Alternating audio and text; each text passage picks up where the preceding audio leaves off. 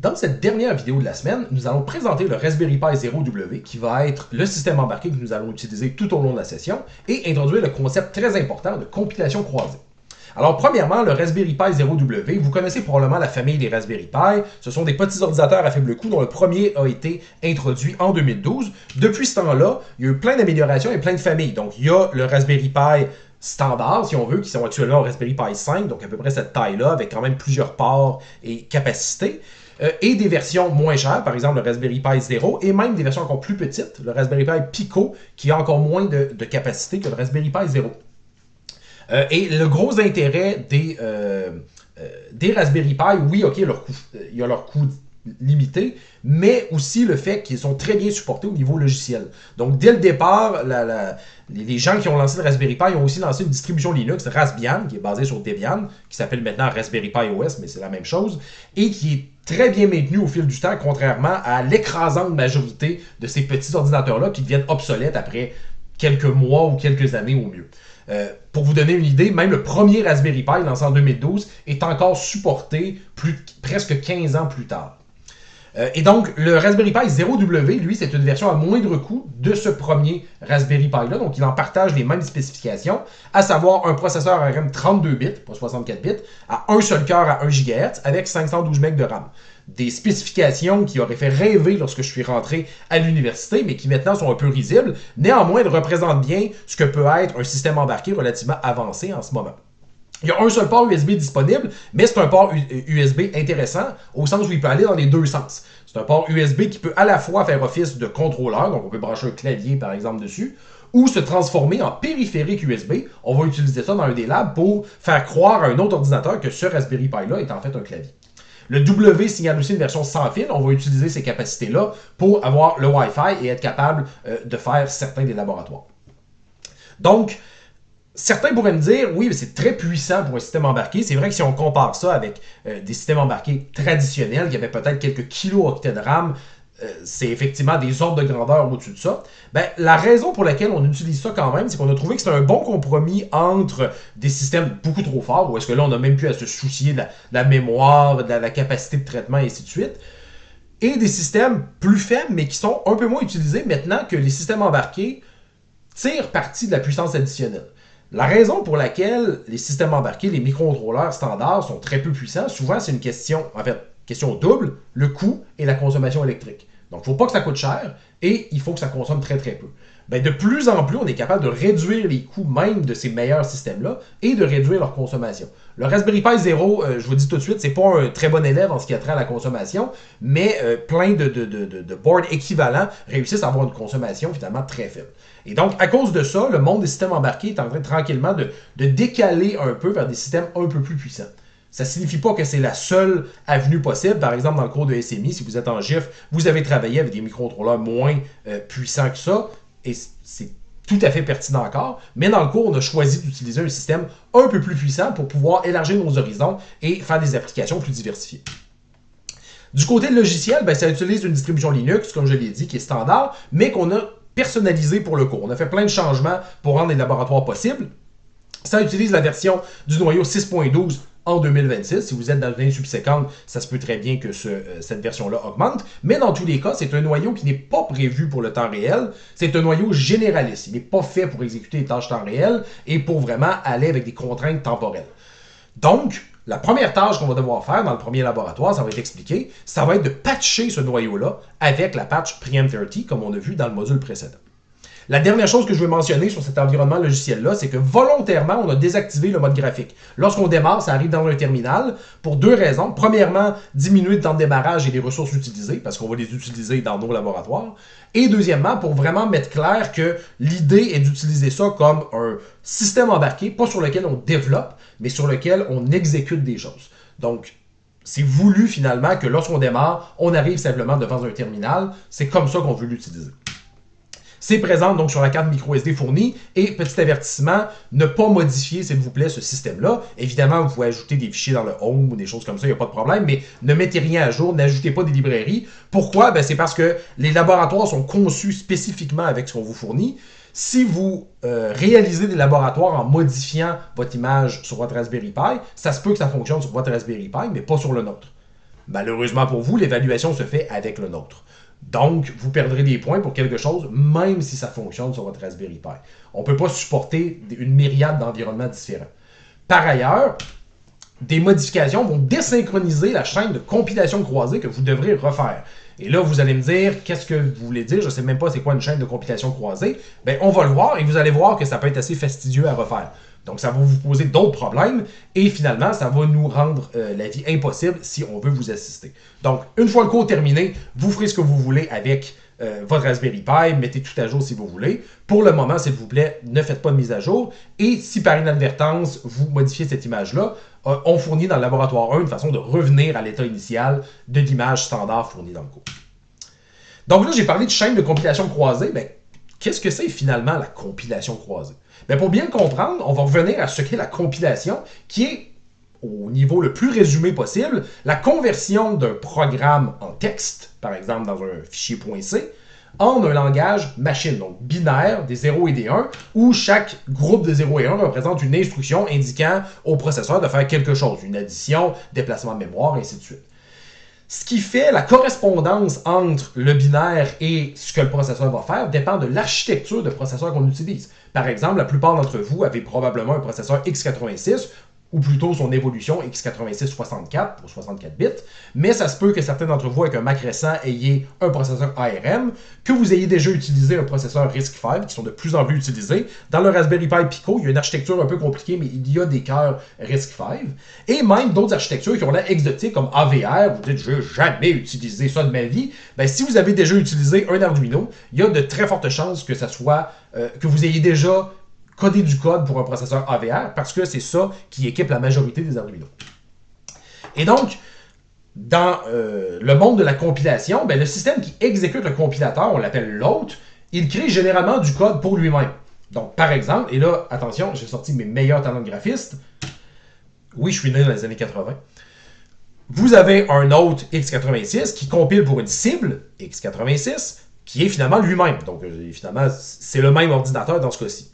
Mais ça n'a pas forcément être le cas. On peut tout à fait penser à avoir un autre x86 qui, cette fois, compile du code ARM. Il ne sera effectivement pas capable d'exécuter lui-même le résultat, mais le compilateur peut tout à fait générer un binaire pour une autre architecture de processeur. Et c'est exactement ce qu'est la compilation croisée. C'est compiler pour un système autre que le nôtre. Donc, l'hôte et la cible, en anglais host et target, sont différents dans le cas d'une compilation croisée.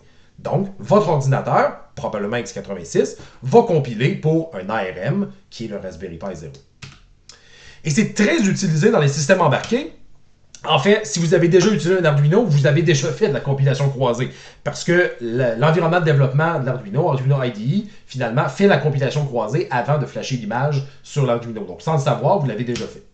Et pourquoi c'est très utilisé? Ben, c'est que c'est souvent malaisé. Dans le cas du Raspberry Pi 0, ça pourrait être possible de développer directement, de mettre un compilateur là-dessus, mais les ressources sont limitées, c'est compliqué de brancher assez de périphériques pour que ça soit une bonne station de développement, donc c'est pas évident, ou carrément parfois impossible. Par exemple, l'Arduino, ben, il n'y a pas de façon de brancher un écran, de brancher un clavier. Donc, vous ne pouvez simplement pas développer là-dessus. Donc, par définition, ça va nous prendre une façon de créer du code machine pour ces systèmes embarqués-là, qui est la compilation croisée. Et l'autre avantage, qui est parfois oublié, c'est que le compilateur peut cette fois connaître précisément le processeur utilisé.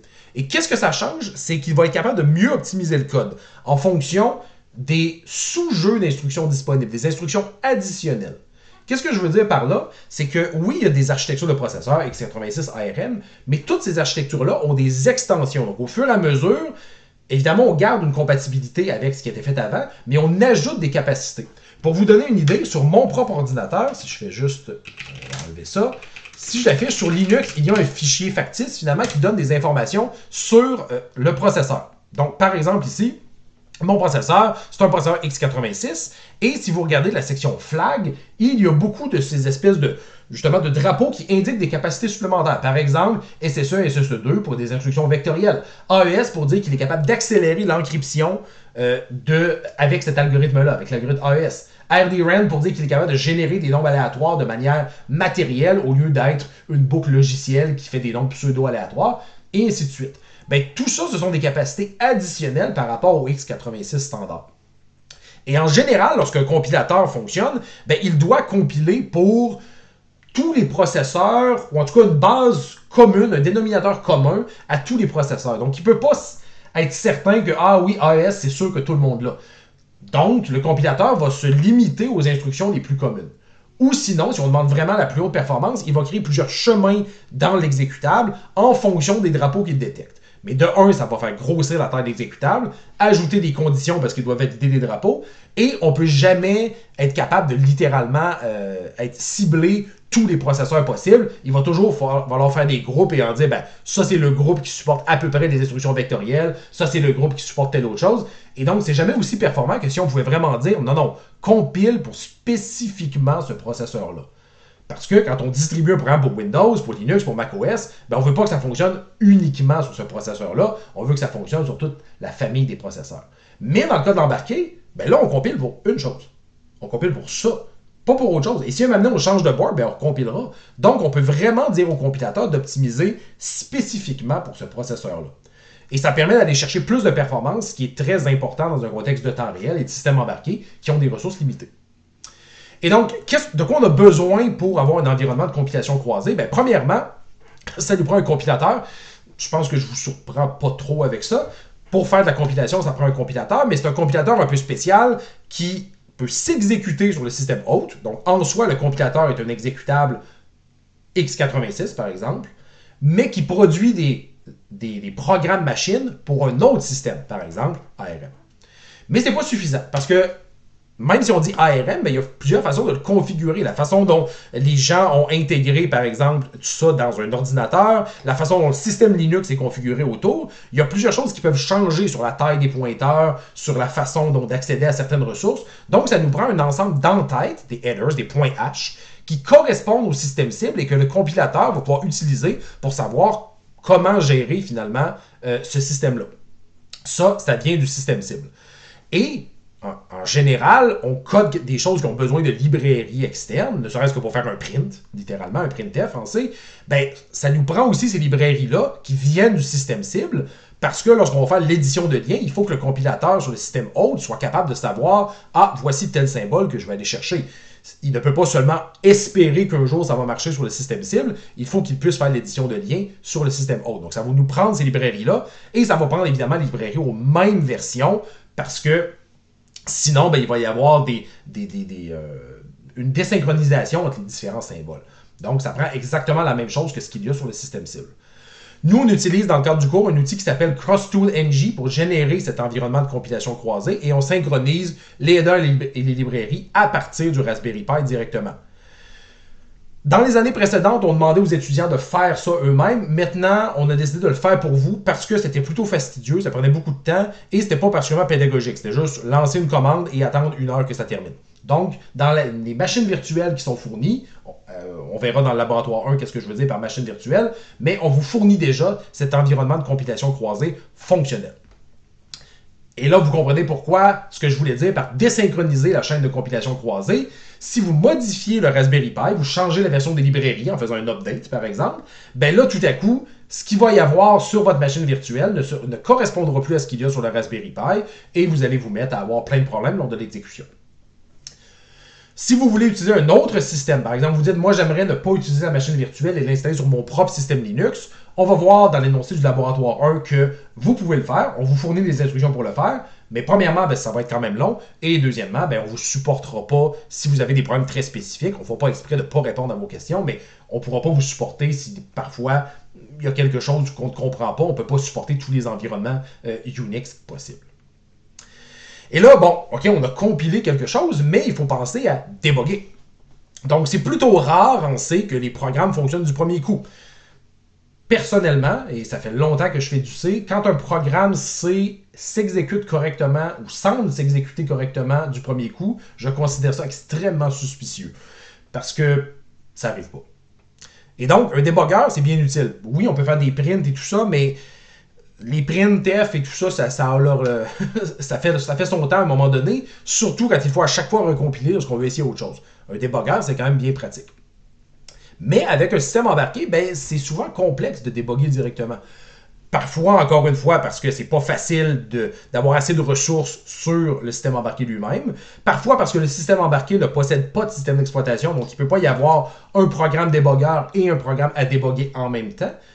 Ou même, je vous mets au défi de déboguer ceci en utilisant seulement un éléphant, un GNU, ça peut être utile quand même un GNU, hein, GNU Linux, un vautour et un chacal. Ça va être compliqué, je pense. Pourtant, il faut être capable de déboguer ces systèmes-là. Si ça ne marche pas, si le chacal fait le bruit du GNU, ça va être le chaos dans les familles. Donc, il faut absolument être capable de le déboguer. Comment on va faire? Ben, il y a deux façons de le faire. En fait, je mentionne quand même ici, un des problèmes, c'est qu'évidemment, on ne peut pas déboguer le programme sur le système hôte qui, lui, aurait assez de ressources parce que ben, c'est pas dans son architecture. Donc, par exemple, en x86, on ne peut pas exécuter le programme ARM. Donc, il y a deux façons de régler ce problème-là. Premièrement, dans le cas des systèmes embarqués qui sont assez puissants et qui utilisent un OS, par exemple Linux dans ce cas-ci, on va lancer un débogueur sur le système client, le Raspberry Pi, mais qui va être contrôlé à distance, par exemple en SSH, par le système hôte. Donc ça prend un système capable de rouler plusieurs processus en même temps, mais ça permet de déboguer à distance un programme qui s'exécute en fait sur le système client, sur le système cible. Dans le cas, encore une fois, des systèmes beaucoup plus limités, ou même, par exemple, un Raspberry Pi Pico, c'est un autre exemple, ben là, on va se connecter directement sur certaines pins du système client qui va contrôler le processeur. Donc, c'est littéralement une pin qui va dire au processeur d'arrêter et, par exemple, de renvoyer l'état de ses registres, des choses comme ça. C'est plus bas niveau, mais ça nous permet de déboguer à peu près n'importe quel système, parce que là, littéralement, c'est le système hôte qui contrôle le système client. Donc, c'est plus bas niveau, mais dans certains cas, ça peut être la chose à faire pour réussir à le faire. Dans notre cas, on va utiliser la première catégorie, c'est quand même plus flexible, et on va utiliser GDB comme débogueur qui est déjà configuré dans VS Code. Vous pouvez, encore une fois, comme pour la chaîne de compilation croisée, utiliser un autre environnement de développement. Si vous aimez utiliser Emacs parce que vous avez 18 doigts et que ça vous convient, faites-le, ça va nous faire plaisir. Mais tout ce qu'on vous dit, c'est que VS Code, on l'a déjà configuré, on sait que ça marche. Si ça ne fonctionne pas dans un autre environnement, malheureusement, ça ne sera pas notre problème. Et donc, ça conclut cette présentation, et avec ça, ça conclut la semaine de présentation. Vous pouvez maintenant aller voir la présentation du laboratoire 1, et si vous avez quelques questions que ce soit, n'hésitez pas à nous écrire, ça va nous faire plaisir de vous assister dans la mise en place de cet environnement, qui, encore une fois, c'est important de bien le faire, parce que ça va vous être utile tout au long de la session. Bonne semaine à vous!